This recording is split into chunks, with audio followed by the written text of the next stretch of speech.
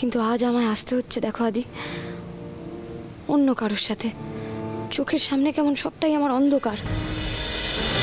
আনন্দি, আনন্দি, তুই তো কোনো সাধারণ মেয়ে নোস। তুই আমাদের থেকে অনেক বেশি মেধাবী, অনেক বেশি বুদ্ধিমতী। তবে কি বলতো, আমরা না আমাদের সাধারণ বোধবুদ্ধি দিয়ে তোকে একটু আগলে রাখতে চেয়েছি। কাকে আগলে রাখতে হয় মা? যার নিজেকে আগলানোর ক্ষমতা নেই তাকেই তো আগলে রাখতে হয়। তার মানে তোমরা তো আমাকে সেই দলের মানুষই মনে করছো। আমি কখন সে কথা বললাম আনন্দি? আমি সে কথা বলিনি, আমি এমন কিছু ভাবিও নি। আমি বুঝতে পারছি তুই খুব কষ্ট পেয়েছিস, কিন্তু এতই যদি কিন্তু থাকে তাহলে তোমরা সবাই মিলে আমাকে সান্ত্বনা দিলে কেন? কেন কেন বললে আমাকে যে আমার জীবনটা পাল্টাবে না, সব আগের মতোই থাকবে? আরে তোমরাই তো বিশ্বাস করো না এটা। তোমরা যেটা বিশ্বাস করো না সেটা আমাকে কেন বিশ্বাস করতে বলছো তাহলে? আমি তো পারছি না। আমার আমার সবার কাছ থেকে কৈফিয়ত চাই। আমি প্রশ্ন করছি, আমাকে উত্তর দিতে হবে। আমার তোমার কাছ থেকে, আমার বোনটির কাছ থেকে, তোমাদের দুজনের কাছ থেকে আমার কৈফিয়ত চাই। হ্যাঁ কি হলো বলো? আমার আদির কাছ থেকে উত্তর চাই, আমার আদির কাছ থেকে কৈফিয়ত চাই। আমি আদিকে ফোন করব। আমার ফোন কোথায়? আমার ফোন আমার। আচ্ছা ঠিক আছে ঠিক আছে অন্তিকা, ও যখন কথা বলতে চাইছে ওকে ফোনটা দেও, একবার কথা বলো। ঠিক আছে দিচ্ছি, আমি নাম্বারটা ডায়াল করে দিই, তারপর কথা বলে নিক। কি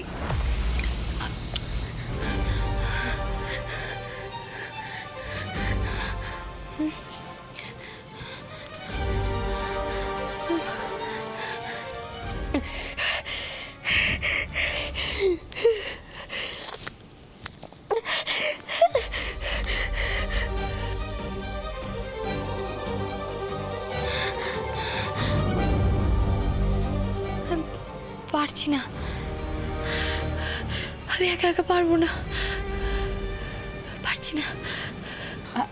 আমি ডায়াল করে দিই আনন্দি, আমি ডায়াল করে দিচ্ছি। স্পিকারে দিলাম।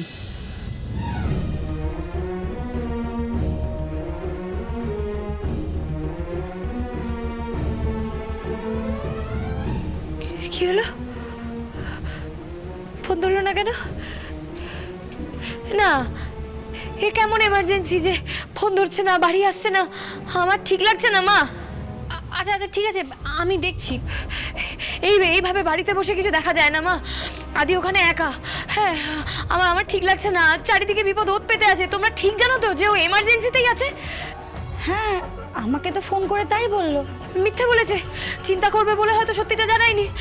আমার ঠিক লাগছে না, আমি যাব, আমি মেডিনেস্টে যাবো, আমি এক্ষুনি যাবো মেডিনেস্টে। ফোন ধরছে না তার মানে দাদা তো ওটিতেও থাকতে পারে, তাই না? এক্স্যাক্টলি। আনন্দি, তুই এত টেনশন করিস না, আমি খবর নিচ্ছি। কেমন? কি খবর নেবে মা? আমি বলছি তো আমি মেডিনেস্টে যাবো, আর আমি এখনই মেডিনেস্টে যাবো। এক্ষুনি যাবে? আমি বলছি তো আমি মেডিনেস্টে যাবো, আমি এখনই যাবো। আচ্ছা আচ্ছা ঠিক আছে ঠিক আছে, আমি ড্রাইভারকে কল করছি, দাঁড়া।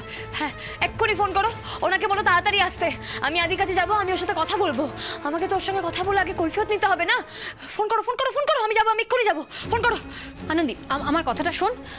তুই মেদিনীতে যাবি তো? যাস, সকালটা হোক তারপরে যাস, একটু ওয়েট কর। কেন মা, কেন? আমি কি আগে কখনো রাত্রিবেলা মেডিনেস্টে যাইনি? তাহলে এখন ভরসা করছো না কেন, ভয় পাচ্ছ কেন? আমি চোখে দেখতে পাচ্ছি না বলে? আমি কি পরীক্ষা দিলে বিশ্বাস করবে যে আমি পারবো, আমি যেতে পারবো, আমি যাব? আমার কোনো অসুবিধা হচ্ছে না, কি পরীক্ষা দিতে হবে বলো? তোকে কিচ্ছু করতে হবে না আনন্দি, তুই শুধু সকাল অবধি একটু প্লিজ ওয়েট কর, আদি চলে আসবে। কি সকাল, কি সকাল? তোমার মনে হয় আমার কাছে সকালবেলা পৃথিবীটা অন্যরকম লাগবে? এখন পৃথিবীটা অন্যরকম লাগছে। আমার কাছে তো যা সকাল যা রাত সবই তো এক। আমি তো সবসময় চোখে অন্ধকার দেখছি। আমি বুঝতে পারছি কি হয়েছে, তোমরা আমাকে বিশ্বাস করতে পারছো না। তোমাদের পরীক্ষা চাই, বলো কি কাজ করতে হবে? কি কাজ করে আমাকে নিজের ক্ষমতাটা বোঝাতে হবে যে না আমার ক্ষমতা শেষ হয়ে যায়নি, আমি পারবো।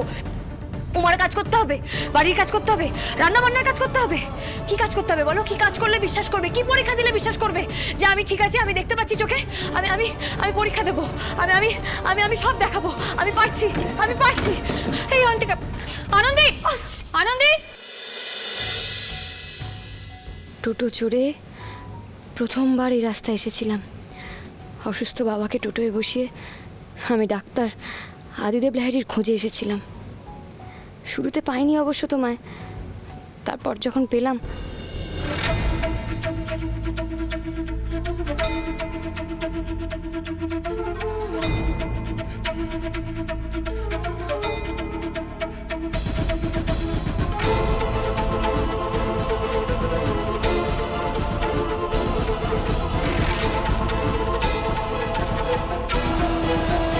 সেই প্রথমবার আমার এত বড় হাসপাতালে আসা। তুমিই আমাকে সাথে করে নিয়ে এসেছিলে। তারপর আমি এখানে নার্স হয়ে এলাম, পরে ডাক্তার হিসেবে জয়েন করলাম, আর এখন তো এমডিও। কিন্তু আজ আমায় আসতে হচ্ছে দেখো আদি, অন্য কারোর সাথে। চোখের সামনে কেমন সবটাই আমার অন্ধকার।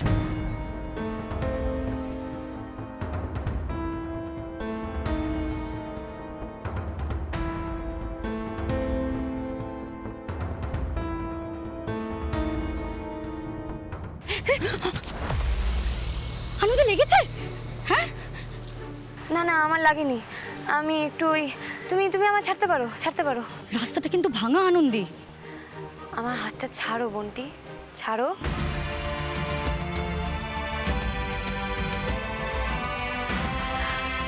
আমার জীবনের রাস্তা এত মসৃণ ছিল না গো। অনেক খানাখন্দ পেরিয়ে তবে আমাকে এগিয়ে যেতে হয়েছে। হ্যাঁ, কিন্তু তুমি যেটা দেখতে পাচ্ছ না তার সাথে তুমি লড়বে কি করে আনন্দী? আবার আবার সেই এক কথা। আনন্দী, আমার তোমার মতো এত মেধা নেই, বুদ্ধিও কম আমার, তাই প্লিজ আমার কথায় কিছু মনে করো না।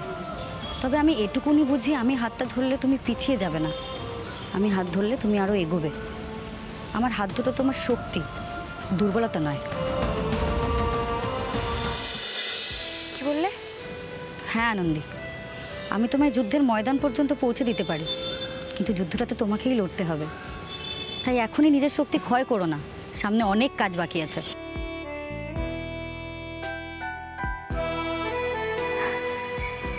জানো বন্টি, আমি প্রথম যখন এখানে এসেছিলাম তখন টোটো করে আমার বাবাকে নিয়ে এসেছিলাম।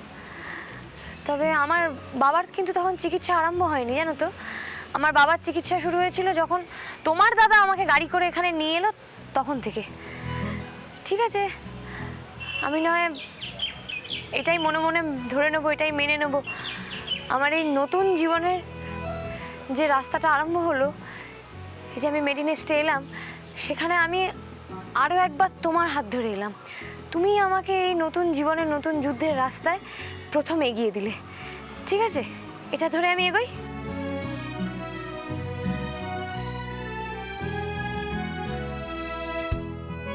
কই কই গো, কই তোমার হাত, কই দাও।